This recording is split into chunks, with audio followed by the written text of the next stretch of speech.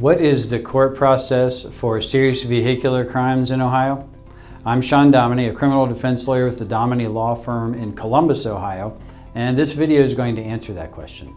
And we're answering that question because I know that the court process can be a little confusing and even intimidating, but hopefully it won't be by the end of this video.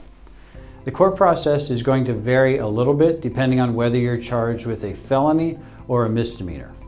Really, felonies just have a couple of different or additional phases that the misdemeanor process doesn't have. So let's talk about those first.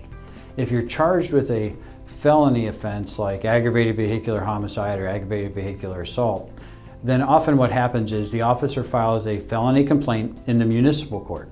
So your first court appearance is an initial appearance in the municipal court. And at that, they typically just set bail and schedule a preliminary hearing.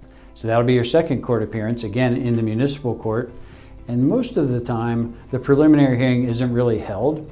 Instead, the case is dismissed and you're informed that either you have already been indicted or you may be indicted in the future for that felony offense. The other stage that's different for felonies is the grand jury process. To be charged with a felony in Ohio, the grand jury has to meet, review the evidence in the case, and issue what's called an indictment, a document saying what you've been charged with. And then that document is delivered to you and you go to court for an arraignment. And that's where the process is essentially the same for felonies and misdemeanors. At the arraignment, you're asked to plead guilty, not guilty, or no contest, and the issue of bond is addressed. Before your next court appearance, you're going to have the discovery process. And discovery means exchanging information between the prosecutor and the defense.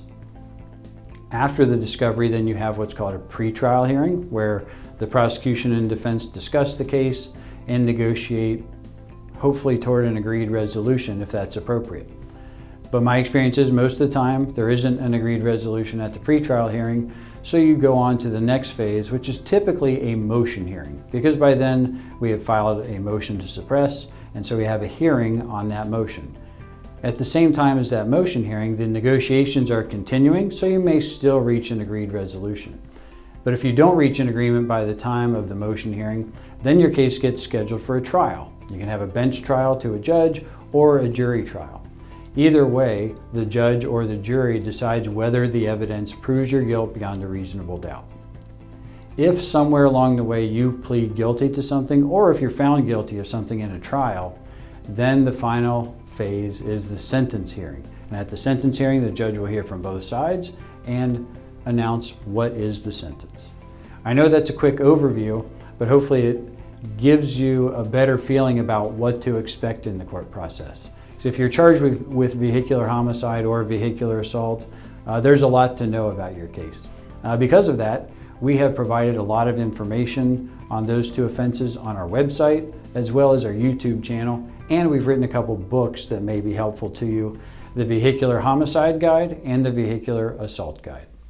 If you review that information and you would like to talk with us about representation, there are a couple ways you can do that. You can call the number on the screen, or you can submit a contact form on the website. In any event, we hope you find all of this information is helpful.